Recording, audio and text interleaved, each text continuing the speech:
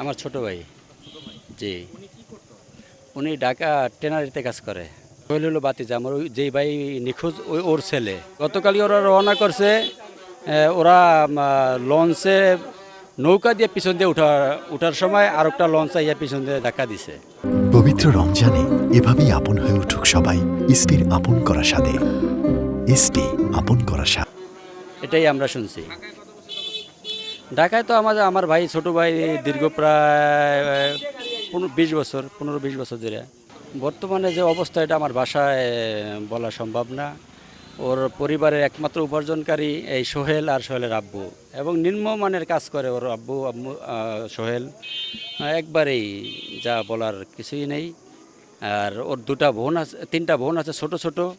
একটার বয়স 3 থেকে 3.5 বছর, আর একটার 5-7 বছর, আর একটা 11-12 বছর। তিনটা বোনই এখন সংসারে আছে এবং সাথে ওর মা। হাল ধরার মতো সংসারে হাল ধরার মতো এখন আর কেউ নেই।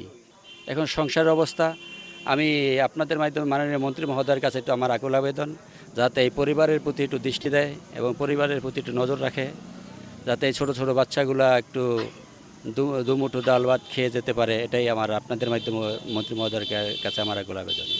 সোহেল ছেলে হিসাবে খুব ভালো ছেলে ছিল, এবং এখানে যারা আছে এদের কাছ থেকে আপনি জানতে পারেন খুব ভালো ছেলে ছিল।